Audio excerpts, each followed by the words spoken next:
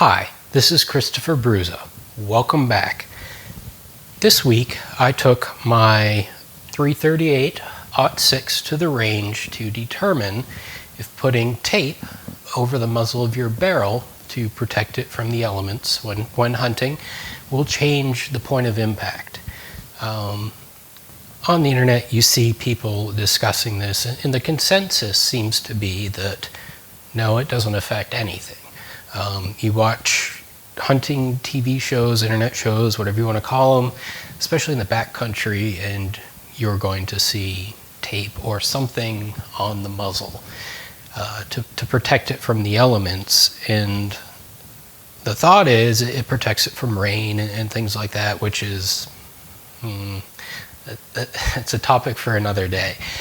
The benefit I see is if your muzzle hits the dirt, it's going to, one, protect the crown. It's going to keep dirt and dust out of the inside of the muzzle, which could potentially scratch the bore. I hunt in very thick woods, and going through brush and stuff, you do get sticks and berries, dirt, all sorts of stuff in the muzzle. So I wanted to test this out. Now, the theory is that the tape seals the end of the bore, and your bullet and cartridge case in the chamber, when it starts to fire and that bullet engages the rifling, the bullet seals the bore. It conforms to the bore, unless you have excessive pitting or something like that, but it conforms to the bore. And you then have a pressure vessel in front of the bullet, which is generally not something you want, but this is going to give way very, very easily. So as the bullet starts to head down the bore, you're compressing the air in there, and eventually you're going to rip the tape, pop the tape off. Something is going to happen, and that tape will be pushed out of the way, removed in some fashion, and leave a clear path for the bullet to exit the muzzle and hopefully hit a very large animal. And I recorded the range portion is at as high a frame rate as I could, which is 60 frames per second, hoping I could capture what was happening. I didn't, but I was very surprised at the result. What I did was I set up 6 targets, 100 yards, and these are 1.25" circles that I was aiming at with a 6-power, well, a 1.5 to 6-power scope. It's on 6-power. Bipod, rear bag, 100 yards, put tape on the muzzle, and fired 1 shot, reloaded, and fired a 2nd shot. So the first shot, tape on the muzzle, 2nd shot, no tape. The results were very, very, very consistent. So I'm only going to show you 3 targets. We don't need to sit here and go through it 6 times because it's all the same. Now, the way I put the tape on, I don't know how this is normally done. I did what seemed to make sense to me. Took 1 piece and over the front of the muzzle, bent it around, and then took a 2nd piece and wrapped it around the circumference of the end of the barrel near the muzzle to kind of secure that front piece of tape to hold it on there. I've seen people use like 2 pieces on the muzzle, wrap it around, sticking off the muzzle, and kind of twist it up, kind of like the end of a cigar or something. I don't know, this seemed to make the most sense to me, and it would probably provide the most resistance. It's not going to fly off there very easily because you have that piece of tape going around the circumference. Now, the tape I used was just a black electrical tape, 3M Temflex 1700, just generic black electrical tape.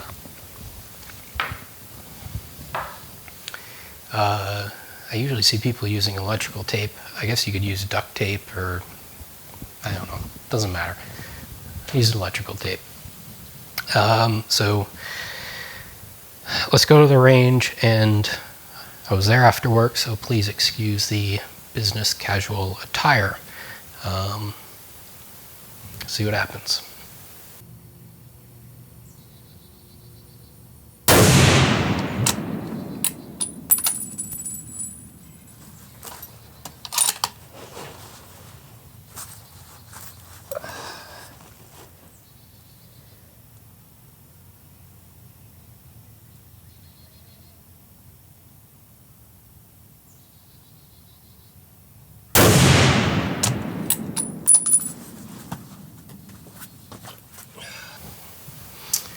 Okay, so this was the first target, and my first shot was this one right here, slightly high.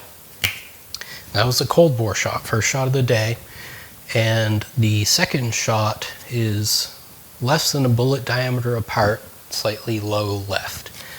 The grouping is fairly good. I mean, that's probably within the accuracy of the rifle, and it's slightly right. So you'll see that the following shots are on the blue. What I did was I adjusted my scope 0.3, 3/10 of a mil left, and that seemed to bring it in. It's been probably about since last hunting season since I fired this, so not sure why my zero was slightly off. I mean, that's certainly good enough for hunting, but yeah. So first shot high, second shot slightly low left, and let's see what happens for the next set.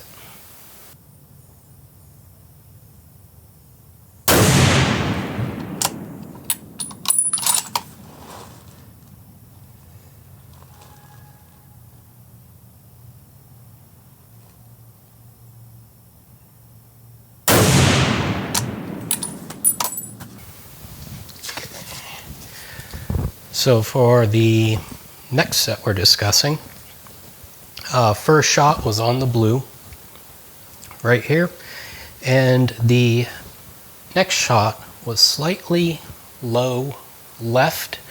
I mean, not much. I mean, that's certainly within the accuracy of the rifle. So again, first shot high, second shot slightly low, but just a tiny bit.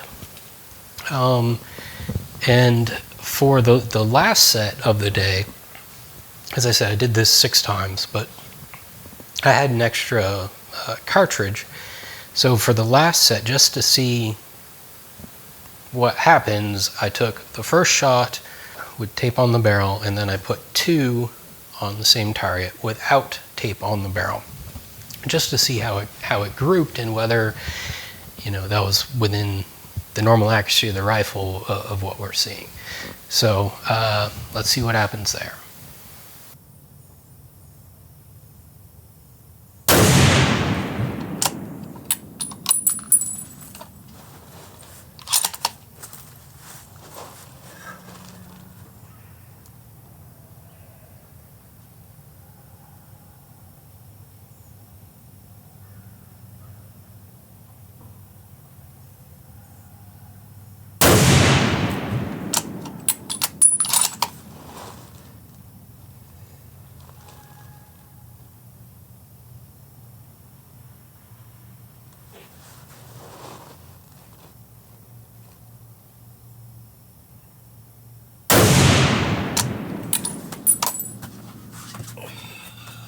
Okay, so this was the last target of the day. First shot in the blue, slightly high. The next 2 shots, just kind of testing the accuracy of the rifle, are almost touching, slightly low. This was the second shot right here, and that was the third shot. So it isn't like they kept going low, not that they're almost in line, but so first shot, second, and third.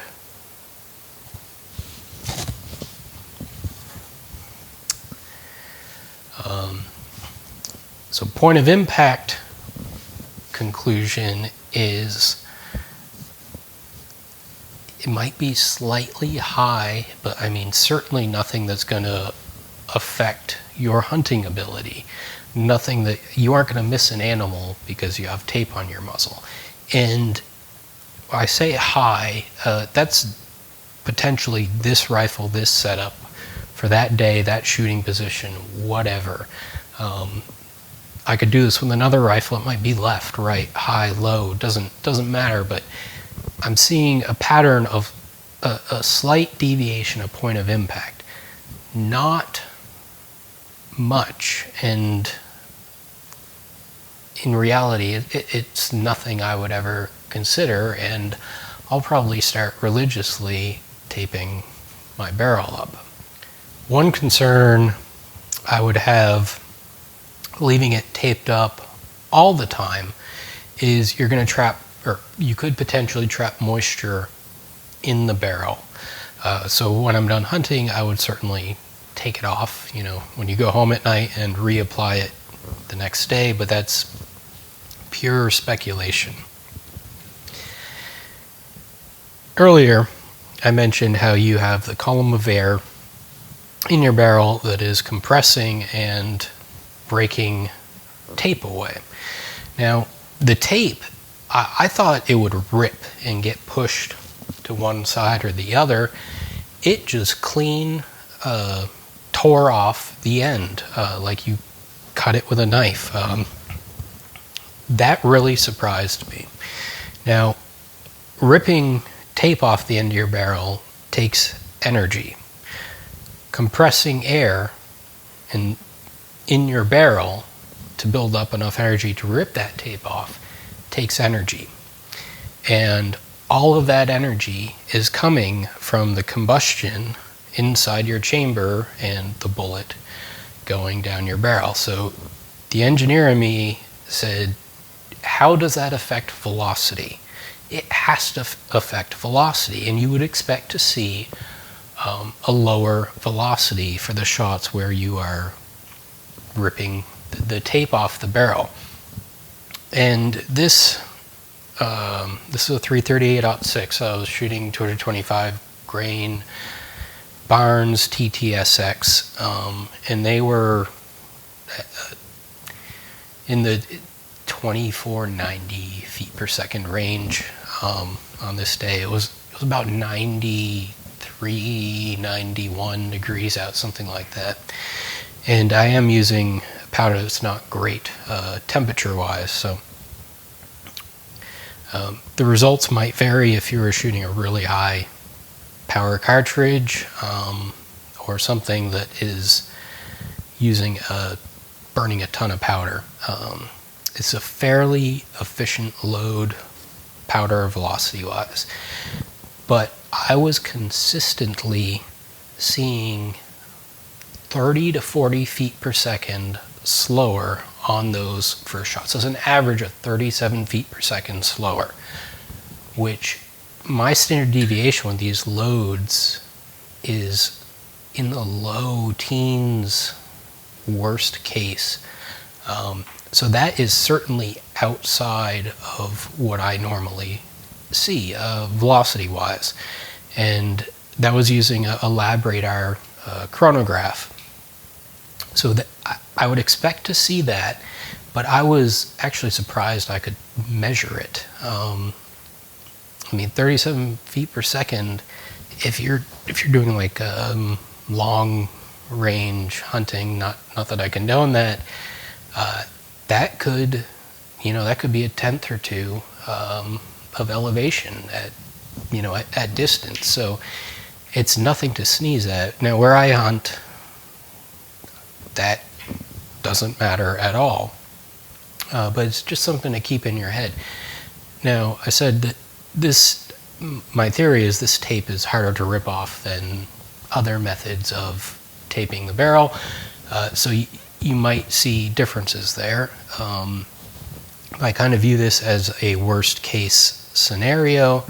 I don't really know what to do with that info, but I found it interesting, and it backs up, I guess, the the conservation of energy. I mean, you're ripping tape off, it's got to come from somewhere.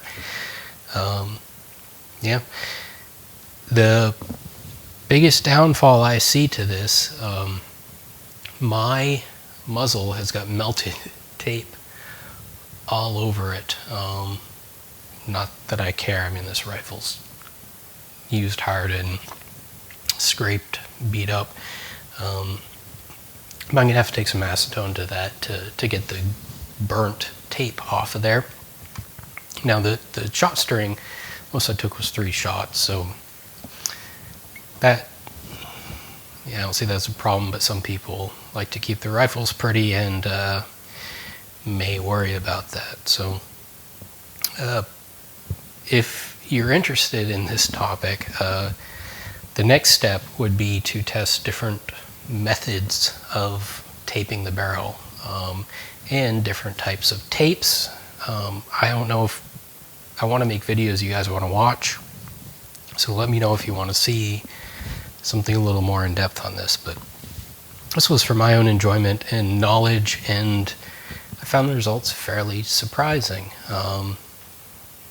Yeah, I appreciate you watching. Please like, subscribe, share, comment. It helps immensely. And until next time, enjoy.